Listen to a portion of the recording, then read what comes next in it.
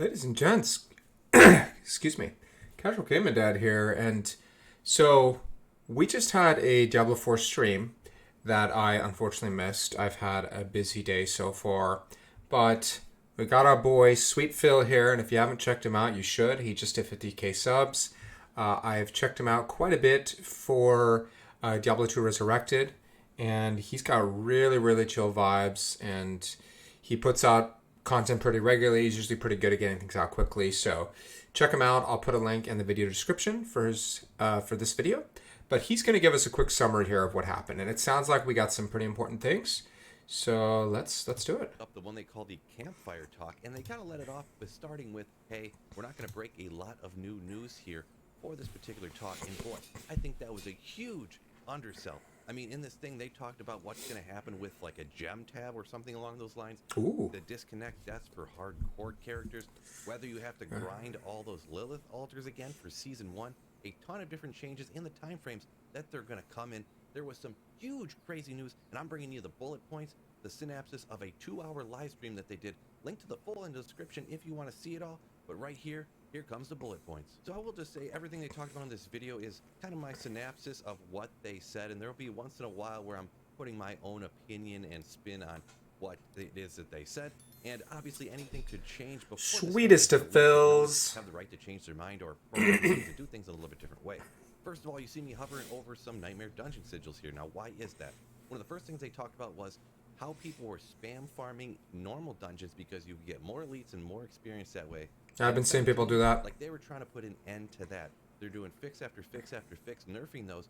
And what they said they wanted to do is to make the Nightmare Dungeons the endgame farm for experience and items. Now, they said they weren't going to add more elites into the dungeons. What they were going to do is get more experience from each like elite and from the monsters, and you would probably find more stuff as well.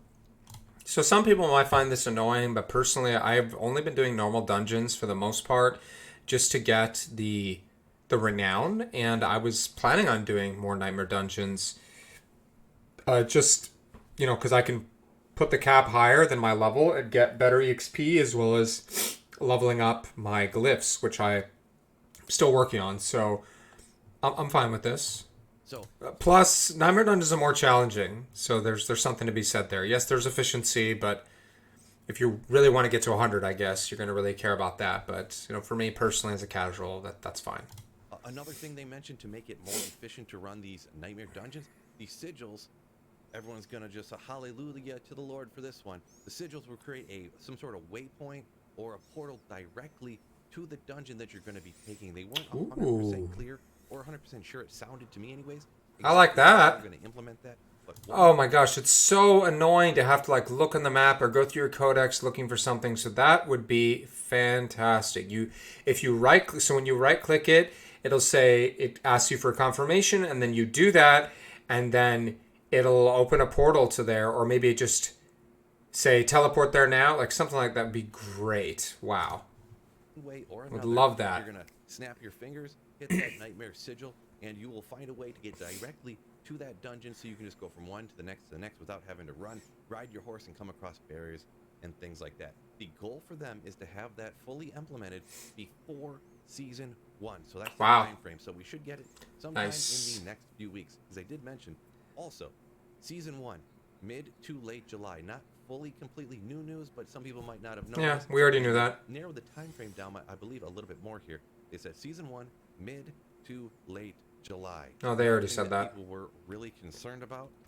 Would they have to go run around the entire map and reveal everything all over again? Talking about the fog of war, when you start seeing Please no. Fully be lifted, so you will be able to see the entire map. You will have to kind of go around and go discover the waypoints. You can't just hop into the game and fast travel to the other side of the map. So you would have to discover that stuff. But the map will be revealed, so you can kind of see, as long as you've revealed it, the map and where stuff will be. So next up, that's nice. Honestly, having to do that with alts is pretty annoying even. At the map, you see all these gray Lilith altars? Are we going to have to go run around and grind and just go grab every single Lilith altar all over again? So they said you do not have to discover each Lilith altar in the season.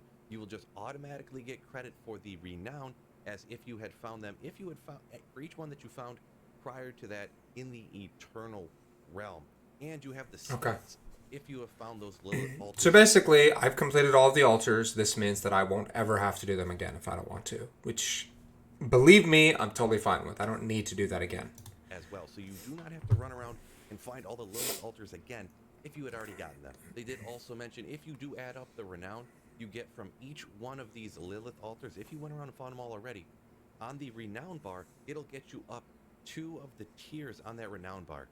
Renown will still be a thing that you get through doing side quests and clearing dungeons and things like that, but you will automatically get the renown from having those Lilith altars that you previously had already found. So it's going to be 5 skill points. And what is it? A potion slot you will already have.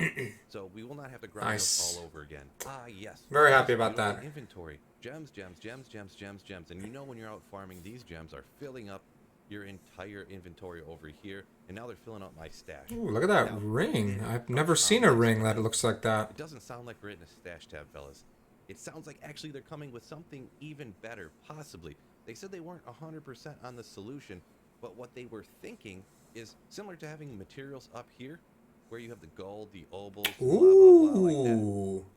They're going to add something in here like this, but it will be for the gems. So you won't have another tab down here when you pick them up. But then how do I socket them? As you craft them up, it'll make more of the next one. That's the question. That's the idea that they're thinking, and that will be an even easier solution. Kind of for us anyways, so we won't even have to deal with another tab or anything. They'll automatically go into a material spot, similar to the rest of these materials right there. Unfortunately though, when they mentioned the time frame for this particular one, they said it's going to be a little more difficult to implement. This one, they're shooting for before Season 2. So it's kind of cool that they have the different time frames for how important... Setting expectations. That's fair. So that's fair. Here, hopefully, Gem Solution... Can't get it right. Remember that they have multiple teams working on multiple things. Different teams working on different seasons. They have teams working on expansions, 2 expansions to be exact right now. So yeah, I appreciate the transparency. I do. Yeah, Season 2, hopefully. Now here we're looking at Veiled Crystals, and they specifically talked about the cap on Veiled Crystals, but they were talking about literally all the different things. But apparently there's a cap of 10,000. Joe Shelley kind of said, I don't know why necessarily that cap is there. It was just kind of an arbitrary cap that they picked, never really thinking about or expecting people to get that many. But they said they were going to lift that cap. I don't know if completely remove the cap altogether or just lift it up to an astronomically high level. That like 100,000. Not that many. What are you ever going to do with that much anyways? But they specifically were talking about Veiled Crystals in their example, but I believe they were talking about everything, that cap would be lifted, and that's going to be happening before Season 1. So anybody who's out there grinding and hit these caps, that's going to be fixed for you. So what for? These rings right here, you see up at the top, they got some fire resistance, poison resistance, but I mean, who really cares, right? Once you realize end game, these do almost nothing. You pretty much only put the armor, the skulls in the rings in order to help your character out, because putting in the diamonds to get rid of the resistance doesn't really help you out at all. They said this is something they're definitely taking a look at. They're looking at making resistances better. To really help you out and help out your survivability and all that, or maybe why aren't they necessary? They were a little bit more opaque on that. It's more of something that they kind of realized was a problem, it seemed, but they hadn't thought of exactly, perhaps, or how they're going to implement it, or maybe it's even a more difficult implementation. I'm doing a little bit of speculation right there, but they did say that working on this particular thing for resistances, making them maybe a little bit more useful, they're looking at that, kind of shooting for Season 2. Boy, it just keeps going and going. Like I said, they were dropping bombs left and right of incredibly important information that everybody get. Now, everybody's seen probably some of the clips of some of the hardcore disconnect deaths, or they just saved and exited, and then they came back, and for some reason their character was just dead. They've definitely seen these. They've definitely heard the people that this has happened to, and they're looking at addressing it. Now, one of the main things that they're going to do in order for this kind of like disconnect protection, they're working on auto scrolls of I forget what they're called, whatever the scrolls are that automatically save you just before you die. You can hit the button and use the scroll, teleport you back to town and save your life. They're going to set up an auto way to use those scrolls if you get disconnected and you die. So you will have one in your inventory just as if you were going to use it. If you did die after, you save and exit, or if you get disconnected, it'll automatically use that scroll. So you do have to have that scroll in your inventory to be able to be saved. With the fix that they're thinking of, But that is definitely at least a good use, because trust me, if you're about to die, you're going to use that scroll for anything. You don't want to die with that level 100 character, or if you're level 98, almost getting close to 100. Now, as for the time frame on this, unfortunately, before Season 1, it didn't sound like they were going to be able to get it. They said before Season 2, they're hoping to get this implemented. Now, as you can see, right up here above my bald head, I have a cache, but I can't open it until level 80. Now, it turns out they actually mentioned this. This was a bug, completely unintended, I suppose. Oh, okay, because I have one of those. Get fixed before Season 1, but they did mention, hold up, when you are opening one of these caches, if you're a little bit lower, like I'm level 72, some of the items inside will have their own item levels, and they very likely, or, sometimes anyways, will be higher level than you can actually use, so you'll end up with gear that are too high of level. But the actual level requirement on the cache that locks it up so you can't open it is not intended to be there, and they're trying to go ahead and get rid of that, and they said they should get rid of that before Season 1 once again. So yeah, God's sakes, please. That's so annoying. Like, you should be able to at least open it. I have one of those, and I find it just irritating. Like, okay, if I have to wait to use an item, fine. That's okay. What's up, Robin? But yeah, I'm glad that is not intended, because that's annoying. They should take that off. A lot of issues here. Now, holy moly, can you believe they started that Campfire talk off with saying they're not going to really break a ton of news or have a big ton of dev information and things like that? That is crazy in my mind, because in my opinion, those are some crazy huge info bombs right there. Super pretty good. Stuff. Pretty good. Before you go, make sure you just wreck that like button for me. What happened there? And subscribe up if you're brand new to the channel. Peace out, fellas.